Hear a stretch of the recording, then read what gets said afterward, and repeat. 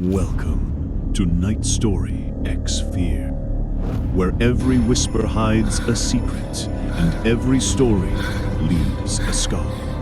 If you dare to listen, then like, share, and subscribe before the darkness takes you. And tell us in the comments what haunts you the most. NightStoryX Fear, where fear never sleeps.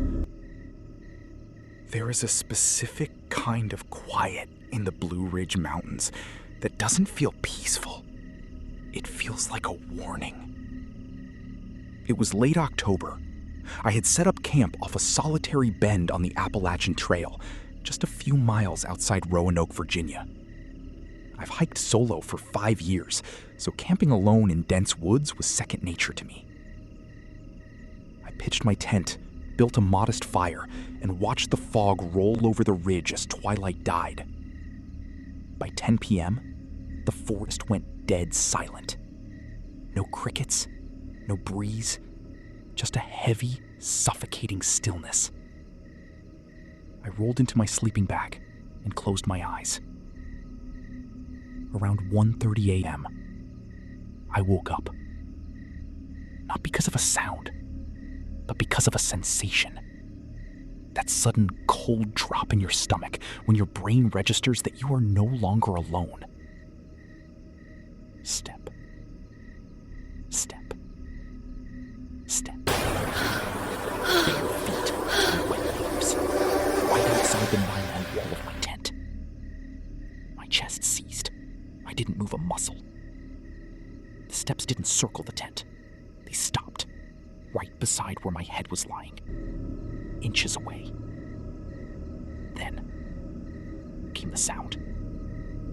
It wasn't a growl. It was a person, inhaling through their nose. A long, deep, deliberate smell, like someone pressing their face against the thin fabric of the tent, taking in my scent. My heart was hammering so violently against my ribs I thought for sure whoever was outside could hear it. I slowly reached down to grip my hunting knife, carefully keeping my clothes from rustling. Then, a faint, wet sound, like lips unsticking. "I know you're awake," a voice whispered. It was thin, raspy, unnatural. "I can smell your heat." I froze. Every instinct told me to scream, but my throat was completely locked. For 20 minutes, 20 agonizing silent minutes, that breath stayed right at the canvas wall. Just breathing softly, waiting for me to move, waiting for me to open the zipper. Eventually, the soft crunch of bare feet began to fade back up the ridge. I stayed motionless until sunrise, my hand clamped around that knife until my knuckles turned white. When I finally unzipped the tent at first light, I found something that made my blood run cold. Imprinted in the soft mud right next to my tent headrest were 2 deep, bare footprints. And leaning against the canvas was a single, freshly cut lock of human hair. That wasn't mine. Story 2, Lake Superior's Edge. The Upper Peninsula of Michigan is vast, beautiful, and deeply unforgiving. If something happens to you in the Porcupine Mountains, nobody is coming to help. I was on a 3-day solo trip along the Lake Superior shoreline. My campsite was completely isolated. Just me, the dark forest behind me, and the vast black lake stretched out in front. That night, a thick shoreline fog rolled in, cutting visibility down to less than 10 feet. The sound of the waves crashing against the rocks was constant, a steady, rhythmic roar. At 2 a.m., I woke up to a break in the rhythm. Between the sound of 2 crashing waves, I heard a whistle. High-pitched, 3 distinct notes. I sat up in my sleeping bag, straining my ears. myself it was just wind passing through the pine needles. Then it came again, closer this time. Whisper, wee, woo, wee. And then a voice called out from the dark, foggy shore.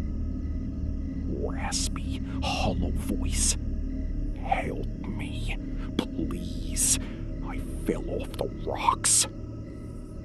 It sounded like a young woman, desperate, pained. My survival instinct screamed at me to jump up and help. I grabbed my high-lumen tactical flashlight, unzipped the tent, and stepped out into the freezing fog.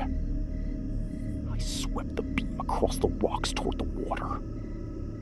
Where are you? I shouted into the fog. Over here, the voice cried out from about 30 yards down the shoreline. I can't move my leg. Please hurry.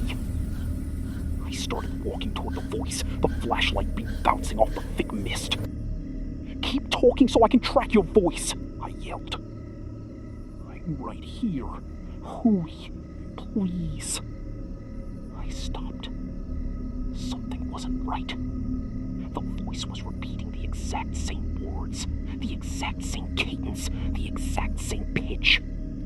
It sounded like a lump, like a recording played back to a broken speaker. I pulled my flashlight back and aimed it not at the rocks, but up into the low-hanging branches of the hemlock trees directly above where the voice was coming from. The light caught something.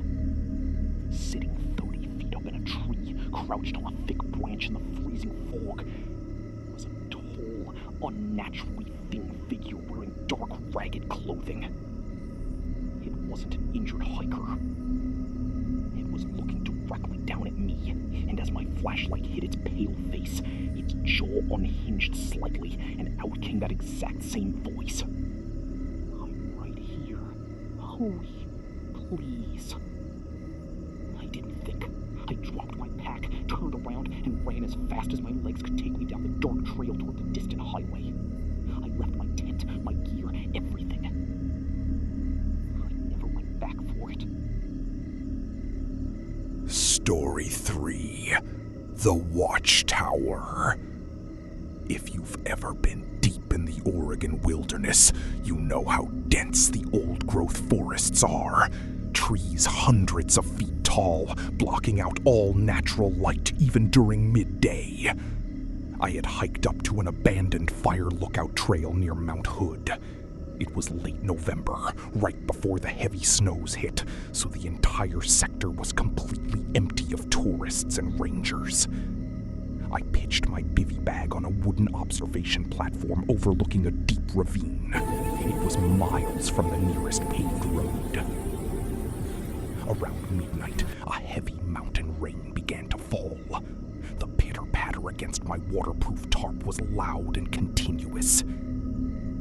Then, I felt a heavy thud on the wooden platform beneath me. Like someone had stepped up onto the stairs. Then another thud. I unclipped my knife and slowly slid out of my bivy bag, staying low to the ground. The rain was blurring my vision, but through the darkness, I could see a dark shape standing at the edge of the platform. It was a man, standing motionless in the pouring rain. No raincoat, no headlamp, just standing there, soaking wet, staring down at my camp. "Can I help you?" I called out, keeping my voice firm. He didn't answer. He just slowly tilted his head to the side. Then he did something that made my skin crawl. He slowly reached into his jacket, pulled out a heavy pair of metal industrial shears, and started cutting the guy lines holding up my shelter. Snip. Snip. He was completely silent. No anger, no expression. Just methodically disabling my gear in the dark. "Hey, back off!" I shouted, flashing my light full beam into his eyes. When the light hit his face, I saw that his eyes were wide open, bloodshot, and completely unblinking.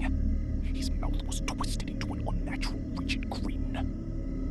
He dropped the shears, took one massive step toward me, and held out his open hand.